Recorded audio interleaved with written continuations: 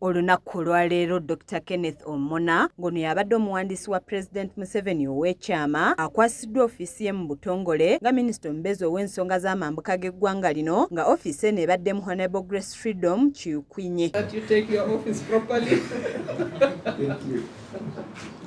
Omukolo guno gwindidde mu ofiisi ya Ssaabaminisita mu Kampala era nga Ssaabaminisita Robinah Nabbanja Musafiri abaddewo okukakasa bino ng'ono abaddewo ne baminisita ab'enjawulo wamu n'abakozi mu ofiisi ya Ssaabaminisita bw'abadde akwasa Dr. Omona ofiisi. Honorable Grace Freedom Kiyukwinye alambuludde ku nsonga ez'enjawulo ezibadde zitannakolwako era nga zino minisita Omona z'agenda okutandikirako. The executive order, we shall give you the report. There are issues therein. One, of course, is the pending eviction of the Balalo, which was also halted by the cabinet due to the foot and mouth disease. But the funding should be processed so that when June comes, you are able to take up that exercise. Ye minisita omujja Dr. Kenneth Omona asuubiza nti wakutandikirawo wennyini munne gwaddidde mu bigere we yakoma era ng'alina essuubi nti wakukyusa eggwanga lino ng'asinzidde eno n'asaba ofiisi ya Ssaabaminisita okumuwa obuwagizi bwonna bwe yeetaaga. That I am not coming to is not a green ministry.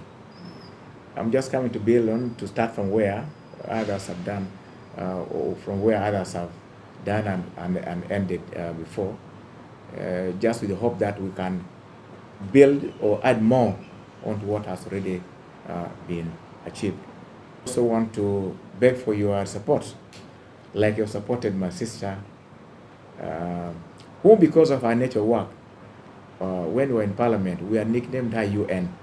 Mu ngeri y'emu n'abadde minisita omubeezi ow'ensonga za Karamoja Agnes Nandutu awaddeyo ofiisi eri munne eyamuddidde mu bigere nga ye Honorable Florence Namboozo ng'ono embaka omukyalo wa disitulikiti ey'e Sironko. Nandutu wakati mu ssanyu ayambazza munne amuddidde mu bigere n'ebyambalo eby'ekikaramoja era n'amwagaliza empeereza ennungi. It is a blessing that the person who is replacing me comes from this region.